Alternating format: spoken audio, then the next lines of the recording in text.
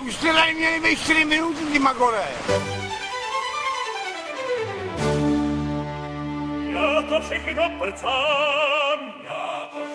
prcám, vy jste mě v míči, hlavně, že máš ty koholem, můžeme si zahajlovat. Dělej, už se tady měli bejt, stýmy ty magore. Dělej, už se tady měli bejt, stýmy ty magore.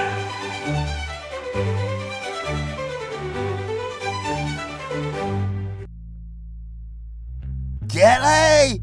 Už si nám měl přispět 4 minuty, ty magore! Co se děje? Probudíš se v popelnici. Kocovina jako kráva. Tvoje nevěsta Blanka je v prdeli. A ty jsi Jiří Kára.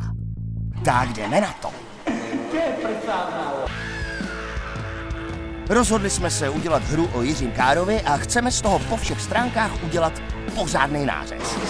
Inspiraci bereme z klasik jako Half-Life nebo Blood, ale zasazený do noční Prahy na přelomu tisíciletí. Co se týče grafiky, navařili jsme fakt originální mix. Děláme si ručně kreslený asety, uživatelský rozhraní a artworky. Prostředí zastvoříme, jak kdyby byl rok 2000, takže se těš na old school materiály s autentickýma texturama z Prahy. A naše postavy? NPCčka jsou reální lidi, který jsme natočili před zeleným plátnem. Pak jsme z nich udělali herní postavy, co vypadají fakt živě. Je ti teda jasný, že v plný hře bude spousta různých typů nepřátel a bossů a to bude jíst. Zároveň máme i fakt moderní svícení, originální level design a přístupný ovladač. Kromě toho si budeš moct hru užít na všemožných platformách. Příběh je o hledání Blanky, tvojí milované ženušky, která se den po svatbě ztratila. Budeš muset kontaktovat starý známý svatebčany, jako je Floyd nebo Ouřada, aby ti pomohli najít. Nejdřív se to bude zdát jako jednoduchý úkol, ale za chvíli uvidíš, že tvoji kamarádi nejsou zrovna Hercule Poirot.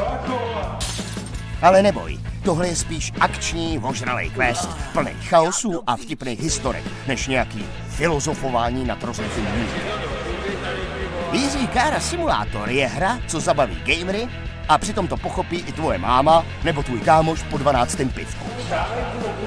No, ale máme problém. Sami to neutáhneme a proto je tady startovač.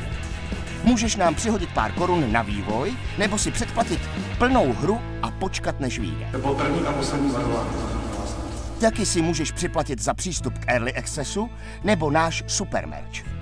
No a nebo se můžeš plácnout přes kapsu a to tě pak rovnou nacpem do hry jako NPCčko, který mu dá Kára po tlamě.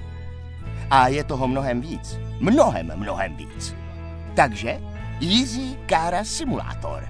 Boomer shooter z pražského undergroundu, který svět ještě neviděl. Podpoř nás na startovači. A pojďme společně oživit legendu. Ty Kelte.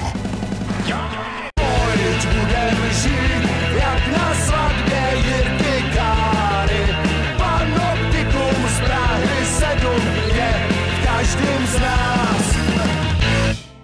Takže víš co? Víš co? Radši přispěj, ty píčo.